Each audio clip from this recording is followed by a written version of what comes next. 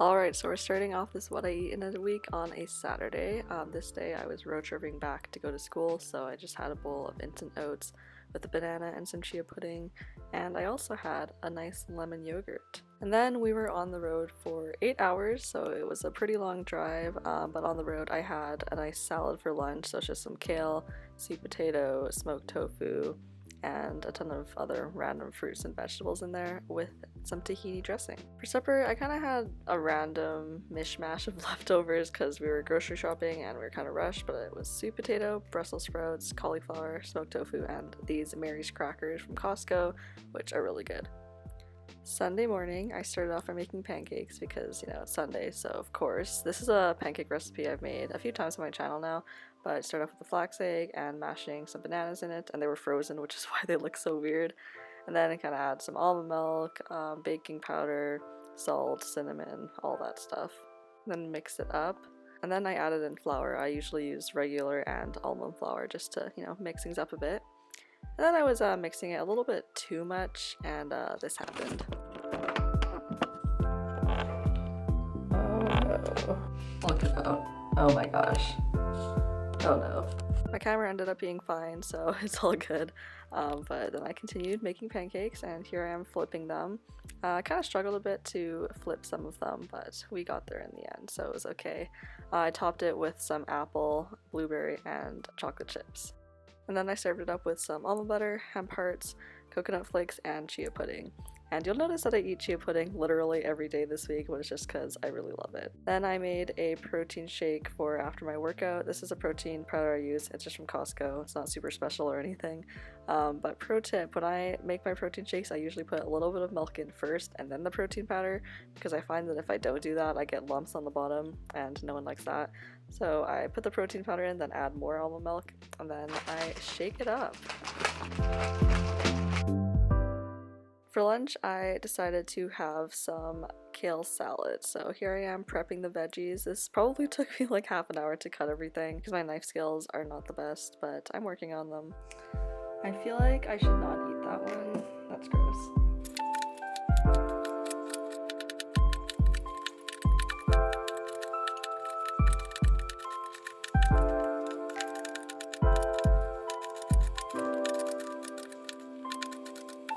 I diced up a few mini bell peppers as well as peeling a carrot into nice small shreds.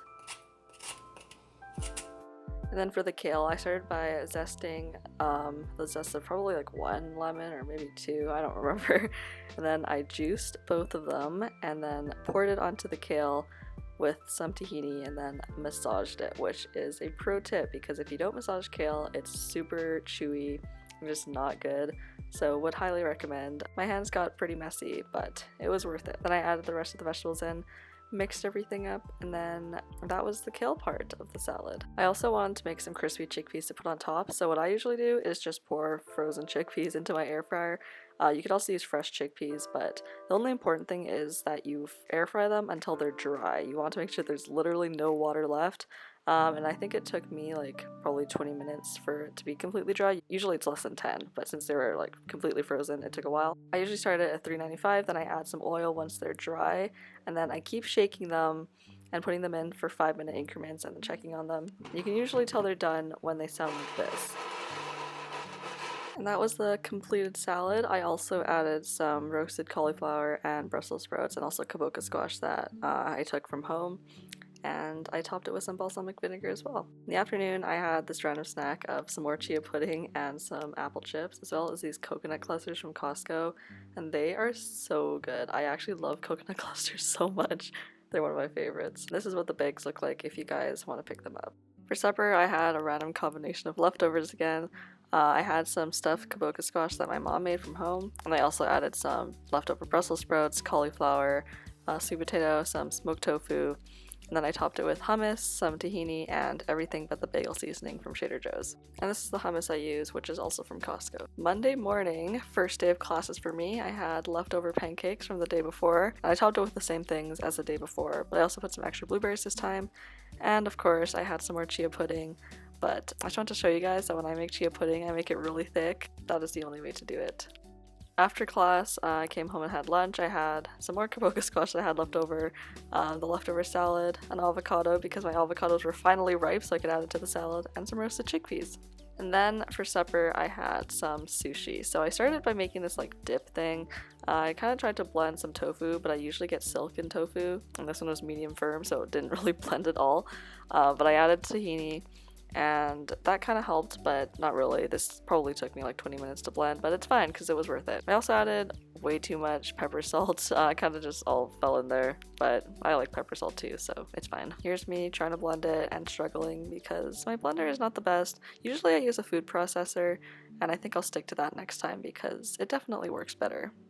And now it's time to assemble the sushi. So we started off with a base of rice and then added on some avocado, some smoked tofu, and chopped bell peppers and carrots. And then I added a little bit of tahini and then tried to roll it.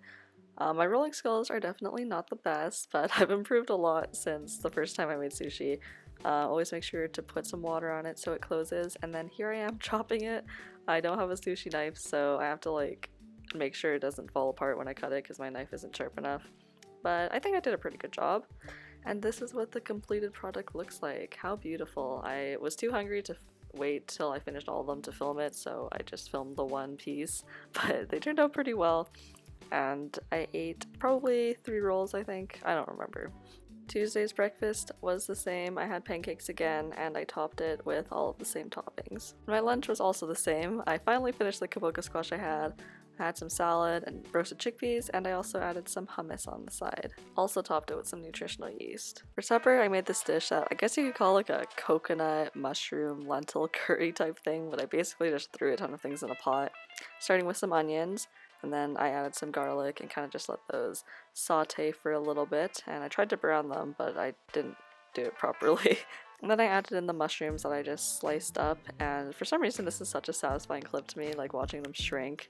I don't know, I think it's kind of cool.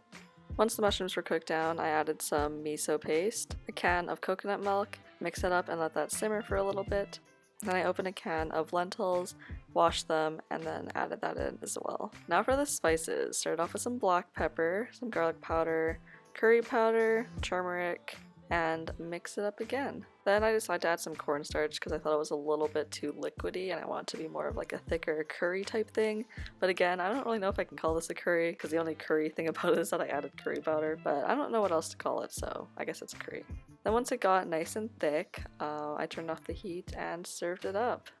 This is what the finished product looked like. I know it looks like a lump of mush, but I mixed in some wild rice, also topped it with some crispy chickpeas to give another texture, and of course nutritional yeast. On Wednesday for breakfast, I finally had something different. I cooked up some quick oats in the microwave because I didn't want to heat up a pan. I also added some flax in and then just mixed it with twice the amount of water.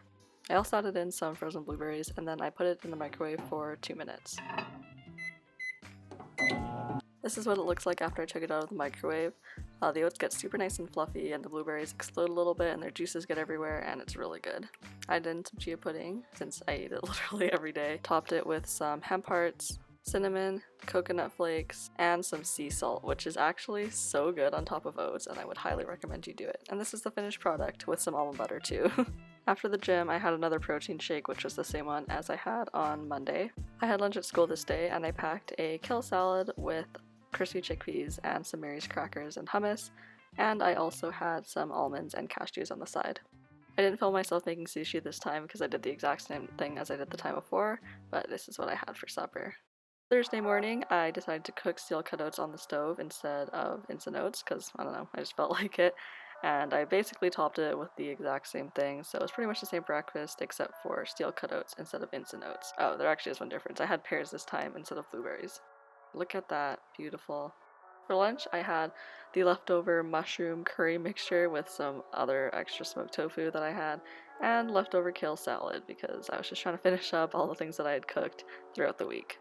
For supper, I cooked up some quinoa, and then I decided to air fry some Brussels sprouts. Now, I did make a mistake here because I put way too many Brussels sprouts in the air fryer because I was too lazy to do batches, and they ended up kind of steaming instead of getting crispy. So pro tip, if you do make Brussels sprouts in the air fryer, don't put too many in at the same time, but they still did taste pretty good. They just didn't really get crispy, which was kind of sad. I made a dressing to go with it, so I just juiced a lemon and a lime, and then I poured it into a container and mixed it with some tahini and way too much garlic powder because it kind of just all came out. I also added some salt and black pepper, and then I mixed it up until everything was well combined. And there she is. I mixed the quinoa with some black beans and then put the Brussels sprouts and the dressing on top, and I also put on some Trader Joe's everything but the bagel seasoning to finish it off. For the last breakfast of the week, I had the same thing as I had the day before because it was really good and I wanted some oats again. I brought lunch to school again today, so I just microwaved the mushroom mixture with the last bit of the kale salad, and I just put it in a thermos and then brought it to school. And finally for supper, I had sushi again. This isn't all that I ate, but I was really hungry, so I just filmed the first roll that I made, but this time I added some radishes in because I went grocery shopping, and I also finished off the tofu dip.